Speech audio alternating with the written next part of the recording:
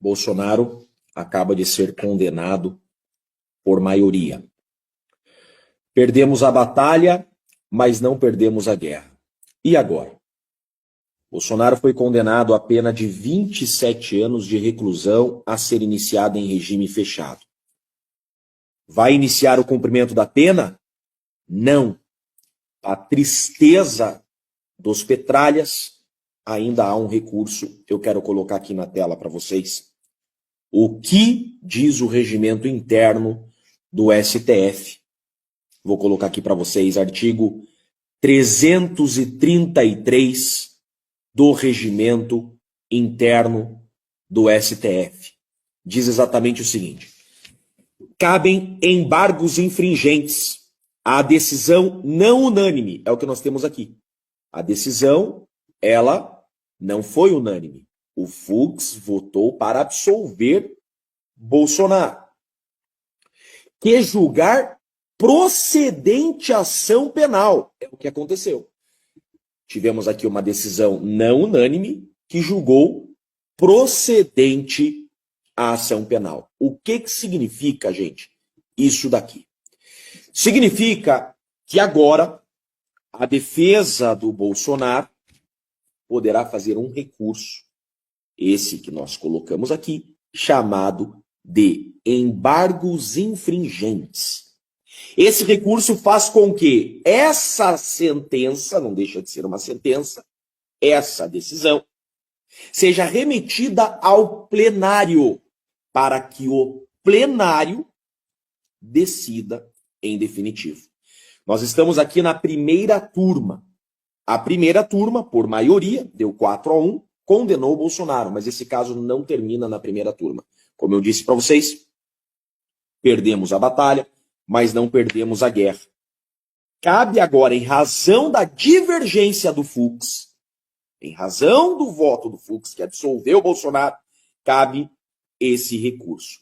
A questão é, pessoas estão dizendo e dirão, tá? Vocês ouvirão, tá? Desce um pouquinho, por favor, parágrafo único. Vocês ouvirão que não caberá embargos infringentes. Não caberão embargos infringentes, porque só teve uma divergência. Ah, pode descer um pouquinho ali, ó, parágrafo único. Só que, olha lá, para aí. O cabimento, olha lá, calma lá. Foi apagado ali, ó. O cabimento dos embargos em decisão do plenário depende... Opa. Aí vamos de novo. Esse foi apagado e virou esse parágrafo único aqui. O cabimento dos embargos em decisão do plenário depende da existência de, no mínimo, 4 votos divergentes. Nós não estamos no plenário. Nós estamos em uma turma. Então, segundo o regimento interno, havendo uma divergência. É exatamente isso que diz. Olha lá o 33 caput. Sobe um pouquinho para mim. No 33 caput. Olha lá o que o 33 caput diz. Cabem embargos infringentes à decisão não unânime.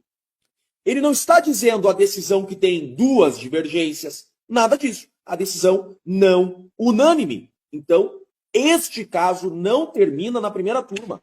Este caso tem que ser remetido ao plenário, porque é isso que diz a norma, tá? Só que esse recurso ele será dirigido ao Alexandre de Moraes.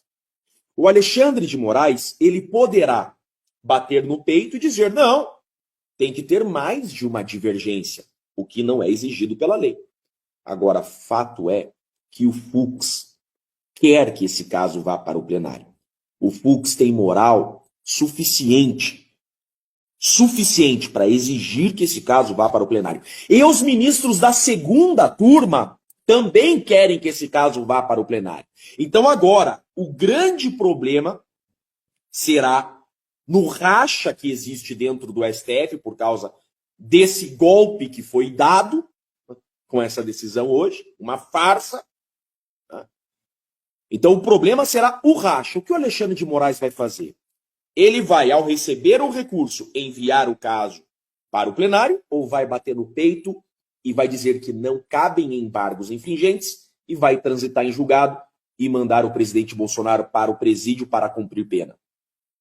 Porque se o Moraes disser não cabem embargos infringentes, contrariando a norma, e não conhecer os embargos infringentes, o caso transita em julgado, Bolsonaro inelegível e inicia o cumprimento da pena. Agora, o correto, é isso que eu estou falando para vocês. O correto, agora não sei se vale o correto nesse processo.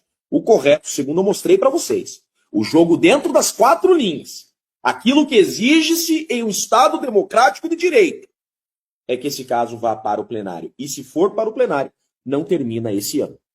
Não tem como terminar esse ano. Nós já estamos na metade, praticamente, de setembro.